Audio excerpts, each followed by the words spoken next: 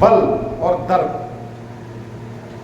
काम एवं क्रोध तथा परिग्रह ज्ञान प्राप्ति के मार्ग में विघ्न है। देखिए क्या क्या क्या चीज को विघ्न माने हैं? ज्ञान प्राप्ति के मार्ग में विघ्न पैदा करते हैं। क्या क्या? अहंकार, घमंड, हाँ, बल, काम, क्रोध, दर्प, काम और क्रोध अहम, तथा परिग्रह ज्ञान प्राप्ति के मार्ग में विघ्न है। साधक इनसे मुक्त होकर ही ज्ञान निष्ठा में स्थित हो सकता है। दूसरी की चीज को अपन समझ। भगवान श्री कृष्ण ने इनके त्याग का उपदेश अनेक स्थलों पर अनेक प्रकार से किया है। अहंकार का अर्थ है, देख लीजिए अहंकार का अर्थ क्या दे रहे हैं। ध्यान दीजिए, एक एक चीज को मनन करेंगे, जब हम समझ जाएंगे, हमारे मन में उतरा रहेगा, तब हम उसको समय अनुसार यूज कर सकते हैं। तो कहते हैं कि अहंकार का अर्थ है देहात्म बुद्धि, अपने देह, अपने को देह मानना, ये अहंकार है। हम अपने को आत्मा नहीं मानते, हम ऊपरी देह को देखते हैं और इस देह को ही अपना कहते हैं। इसी को हमारा रूपरेखा हमारे मन में बसा हुआ है और इसी को महत्ता देते हैं, इसी को प्रधानता देते हैं, जबकि झूठा प्रधानता है। तो हमारे शरीर का जो बाहरी रूप है, इस रूप के प्रति जो हमारा इसके प्रति जुड़ाव है, ये अहंकार को पैदा करता है। हम मन में ये सोच लें कि हमारा शरीर जो है, ये हमारा शरीर जो है मैं नहीं हूँ, मैं जो है हम ब्रह्मास्मि, मैं ब्रह्म हूँ, मैं आत्मा हूँ। तो ये भाव को जो है शरीर से अलग करके देखना, शरीर को अनात्म भाव मानना और आत्मा को आत्म भाव मानना, ये जो है अहंकार से मुक्त होने के एक जो है कला है, मार्ग है। आगे बोलते हैं कि संसारिक वस्तुओं में ममत्व का नाता मानकर अभिमान करना। संसारिक वस्तुएं, किसी की संसारिक वस्तुएं नहीं है। आज जो आपके पास है, कल वो दूसरे के पास चली जाएगी। जब तक से आपके शरीर में निवास कर रहा है आत्मा, उसी दिन तक आपका है। जिस दिन आपके शरीर से आत्मा निकल गई, उसके बाद में वो जो दूसरे का हो गया, जिसको अपना अपना करके हाय हाय मचाए थे, कोई आपके साथ नहीं जाता। करवा और जो है ये जितने घरवा जो है कुल यही के यहीं रह जाएगा। कोई नहीं कहेगा कि मलिकवा हमारा जा रहा है श्मशान घाट में, मैं भी चलूँ, जिसके मुंह ममता बना के चले हो।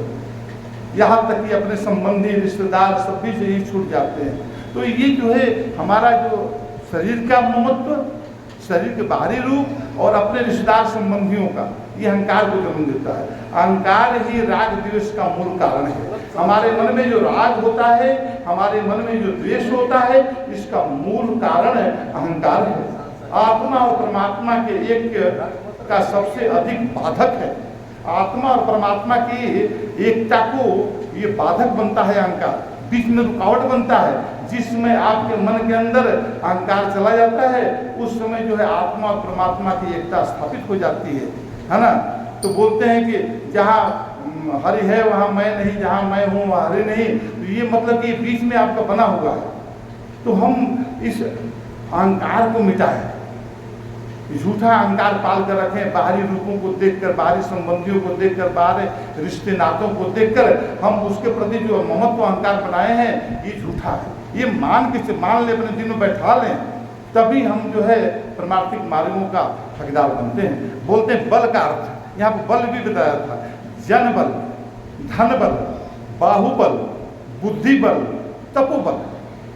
तपोबल आदि का अभिमान, आदमी के इसमें भी अभिमान करता है, बल में भी अभिमान करता है। बहुत बड़े तपस्वी है। हाँ, बहुत तपस्वी है, बहुत बलवान हो, बहुत बुद्धिमान हूँ मैं, बहुत जो है जन से प्रभावित हूँ, मेरे पास जन बल है, धन बल है, मैं बहुत धनवान हूँ, ये बाहुबल शक्ति है मेरे पास। तो इस तरह से घमंड करता है अहंकार, अभिमान को जन्म देता है।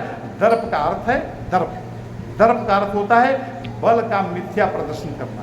जो बल नहीं है, आपका नहीं है, उसको मिथ्या प्रदर्शन कर रहे हैं। और कहते हैं कि बल का मिथ्या प्रदर्शन करना, सर्वत्र अपने सत्कार की इच्छा करना दर्प में आता है। हमेशा सोचता है कि मेरा सत्कार हो, मेरा सम्मान हो, उसके योग्य पात्र हो या ना हो, तब भी वो सम्मान कर लिए भूखा बना रहता है। और आशा करना, और इसके प्रति आशा बना के चलता है, दूसरे के मान सम्मान को सहन नहीं करता।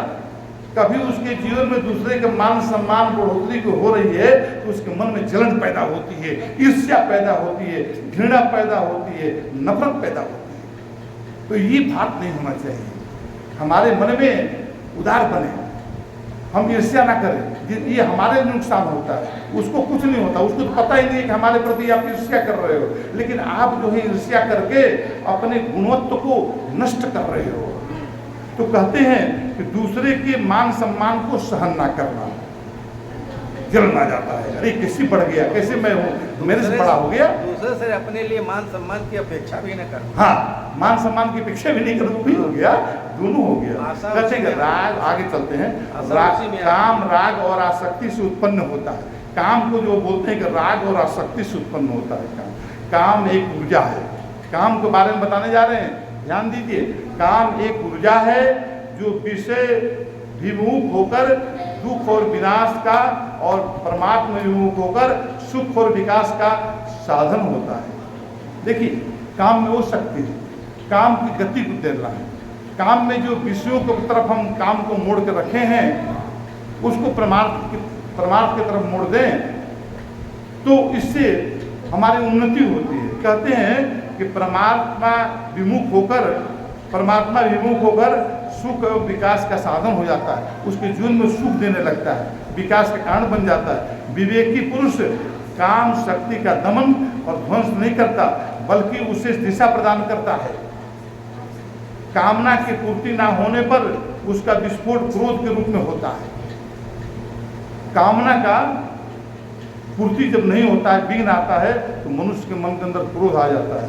तो कहते हैं कि संसारिक कामनाओं से ग्रस्त मनुष्य को कभी शांति प्राप्त नहीं होती। जो संसारिक कामनाओं से ग्रस्त हैं, उनकी संसारिक कामना कोई पूरा होता ही नहीं। आज 1 लाख है तो कल 2 लाख बनाने के चक्कर में पड़े, कल 1 करोड़ बनाने के चक्कर में पड़े। ये चक्कर जो है, ये 9-6 का चक्कर जो है, उसे कभी शांति प्राप्त नहीं करने देता, वो हमेशा घुमाता रहता है 9-6 के चक्कर में। कहते हैं कि मनुष्य संसारिक वस्तुओं की आसक्ति से ग्रस्त होकर उसका अनावश्यक संग्रह परिग्रह करने लगता है। मनुष्य की आवश्यकताओं की पूर्ति होना संभव होता है, किंतु उसकी इच्छाओं की पूर्ति कदापि नहीं होती। इच्छा बढ़ती रहती है, एक मनोकामना पूरा हुआ, दूसरा इच्छा पैदा हुई, 10 इच्छाओं को लेकर एक कामना पूरा चलता रहता है। कहते हैं कि संतोष मनुष्य को आवश्यकताओं और इच्छाओं के मध्य में सेतु का काम करता है। जब आवे संतोष धन, सब धन भूरी समान। जब मनुष्य के मन में संतोष का धन आ जाता है तो सब धन भूर के समान हो जाता है। और ज्ञानी भौतिक पदार्थों के मिथ्या तत्व को जानकर और सदुपयोग करता है, किंतु उसका अनावश्यक परिग्रह नहीं करता, इकट्ठा नहीं करता। वो जरूरी जो है उसको मानकर उसको उतना उपयोग करता है। तो ज्ञानी संसारिक वस्तुओं के प्रति ममत्व, ये मेरी है का नाता नहीं जोड़ता, ये मेरा है। यह आत्म तत्व को सत्य और भौतिक पदार्थों को असत्य मानकर, आत्म तत्व को सत्य और भौतिक पदार्थों को असत्य मानकर ममत्व का त्याग कर देता है। मृत्यु होने पर मनुष्य सब कुछ यहीं छोड़कर जाता है। मृत्यु मनुष्य के ममत्व को मिथ्या एवं मूढ़तापूर्ण सिद्ध कर देती है, मिथ्या सिद्ध कर देती है। जिसको तुम सत्य समझते थे, मृत्यु ही उसको मिथ्या सिद्ध कर देती है और उसमें मूढ़ता आपको सिद्ध कर देती है। कितने मूढ़ थे, कितने बेवकूफ थे कि तुम जो है इस असत्य को सत्य समझकर जीवन जी रहे थे। ये उस समय मृत्यु के टाइम में आपके लिए सिद्ध हो जाता है। कहते हैं कि समत्व का पाठ सिखाती है। तो ज्ञानी पुरुष शांति में बाधक विकारों से मुक्त होकर, ज्ञानी पुरुष क्या करते हैं, शांति में बाधक विकार, जो विकार हैं उससे मुक्त होकर और आत्मचिंतन एवं ध्यान आदि में निरंतर अभ्यास में रत रहकर परम शांत हो जाता है तथा परम ब्रह्म के साक्षात्कार एवं एक अथवा ब्रह्म रूपता के योग्य हो जाता है। उसे सारे प्राणियों में तथा अपने में एक ही पर ब्रह्म परमात्मा का दर्शन होता। अब एक परमात्मा का दर्शन होने लगा। आत्मा और परमात्मा का भेद इतनी क्रियाओं से संपन्न हो जाता है तो आत्मा परमात्मा का भेद खत्म हो जाता है। एक हो जाता है। आत्मा परमात्मा एक है ही, ये तो हमारा भ्रम है। अगर उसको 30 दिन दीदार होगा आपका, उसमें पता चलेगा कि आत्मा और परमात्मा कैसे एक है। इसके ऊपर विवेकानंद जी अपने ज्ञान योग में बताए हैं, ध्यान दीजिए, बताए हैं, एक होता है एक होता है पृष्ठभूमि, एक होता है केंद्र। जो पढ़े होंगे तो पृष्ठभूमि और केंद्र। तो कहते हैं कि वो ईश्वर के बारे में बताए विवेकानंद जी, कहते हैं कि ब्रह्म जो है एक पृष्ठभूमि है, ईश्वर जो है उसका एक केंद्र है सृष्टि का। तो वो केंद्र के बारे में बोल रहे हैं कि ईश्वर का जो है पृष्ठभूमि का केंद्र सब जगह पर है, केंद्र सब जगह पर है। ईश्वर सब जगह से, वहां से पृष्ठभूमि का आप आंकड़ा ले सकते हैं। माने ब्रह्म को पृष्ठभूमि और ईश्वर केंद्र। ईश्वर हर जगह पर केंद्र बन गया पृष्ठभूमि का। लेकिन यहां पर बता रहे हैं कि आत्मा जो है, आत्मा और परमात्मा का बयान दे रहे हैं कि परमात्मा जो है पृष्ठभूमि है और आत्मा केंद्र, वो केंद्र है जो कि वो सब जगह नहीं है, आपके शरीर में है। आपके शरीर से उसका शुरुआत होता है। आत्मा एक पॉइंट मान लो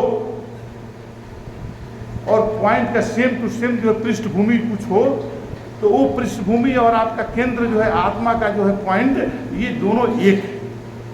इस एकता को स्थापित करना है।